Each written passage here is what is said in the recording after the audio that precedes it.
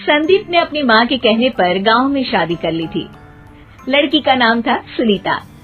माँ का कहना था एकदम मॉडर्न बहू नहीं होनी चाहिए, लेकिन उन्हें नहीं पता था कि गांव से आने वाली बहू सुंदर सुशील तो होगी और उसको गांव से बाहर भी निकाल लाएंगे, लेकिन उसके अंदर का गांव कैसे बाहर निकलेगा। शादी के कुछ दिन बाद, माँ टिफिन तो देना जरा। बेटा अब तो स्कूल नहीं ऑफिस जाता है, माँ से नहीं अपनी बीवी से टिफिन मांगा कर। ओके माँ। सुनीता टिफिन ले आओ। जी लो टिफिन, इसके अंदर पिस्ता डाल दिया है। पिस्ता? पिस्ता क्यों?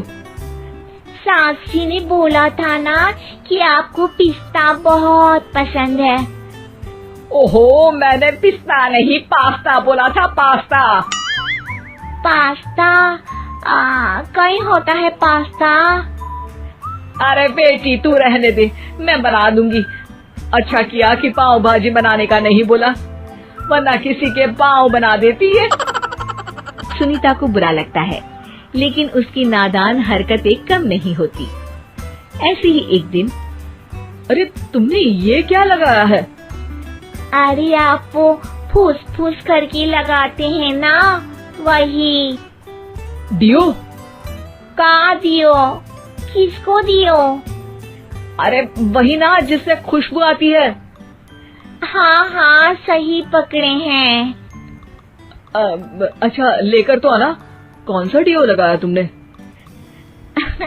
अभी लेकर आते हैं जी। संदीप की बात मानकर सुनीता अंदर से खुशबू वाला फुसफुस लेकर आती है। OMG! OMG मतलब ओ माय गणेश ना।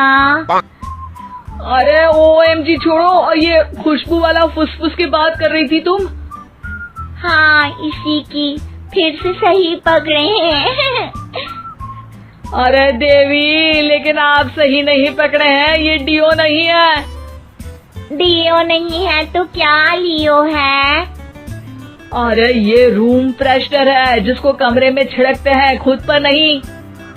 कोई बात नहीं, माँ कहती थी आत्मा किराएदार है, शरीर एक किराए का कर्म। हम शरीर पे ये डाल लिए तो क्या फर्क पड़ जाएगा। अरे बहू, ओ बहू, मेरे लिए फल तो ले आ, फिर मैं बाजार जाऊंगी। सुनीता अपनी सास के लिए फल लेकर आती है।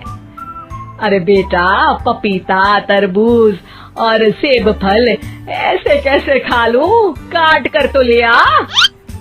माँ जी, मेरे गांव में तो खेत से उठा के सीधा खा लेते हैं। अरे ये तेरा गांव नहीं है ना। अरे संदीप, तू ही कुछ समझा देना इसको बेटा। मैं कैसे समझाऊं माँ, ये तो माइक्रोवेव को भी भट्टी बोलती है।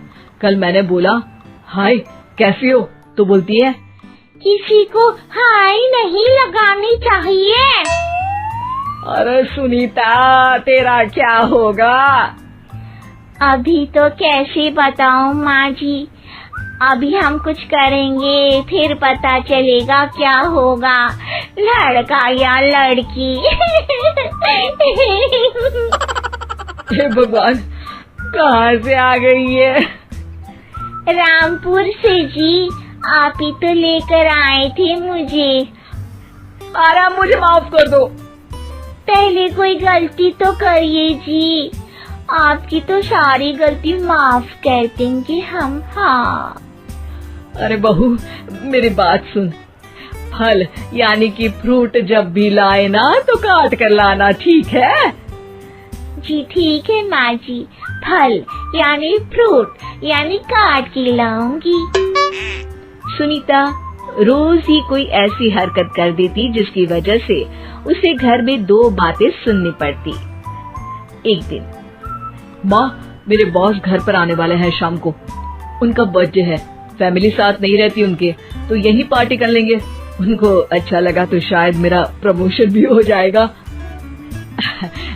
मैं ना फ्रूट केक लाकर फ्रिज में रख दूंगी और तेरे साथ आज खाना मैं बनाऊंगी, ताकि जब साहब आए तो खाने में कोई गड़बड़ ना हो। शाम को जब सारी तैयारियां हो जाती है, संदीप के साथ बड़े साहब भी घर आते हैं।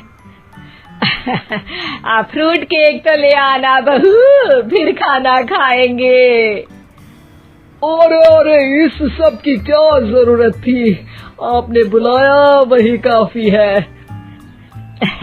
सर, आपका परिवार शहर में नहीं है तो हम ही आपके परिवार जैसे हैं सर।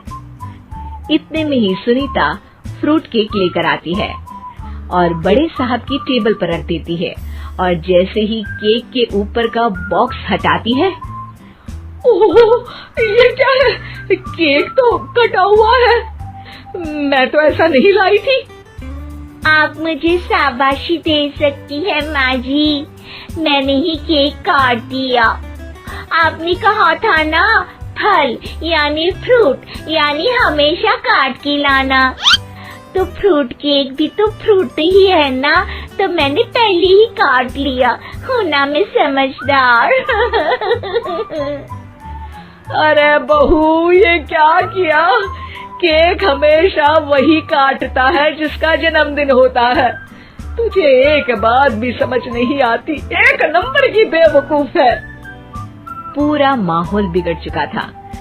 संदीप को लगने लगा था कि साहब उसे प्रमोशन तो दूर की बात है, कहीं डिमोशन ना दे दे, लेकिन साहब बीच में ही बोल पड़ते हैं। अरे कोई बात नहीं, ये इनकी बेवकूफी नहीं है, इनका भोलापन है। बेटा आप कहाँ से हो? रामपुर गांव से। अरे वाह, गांव से? फिर तो आपके गांव में ताजे फल और सब्जियां मिलते होंगे। हाँ, सही पकड़े हैं। हम तो काटते भी नहीं, सीधा खा लेते हैं।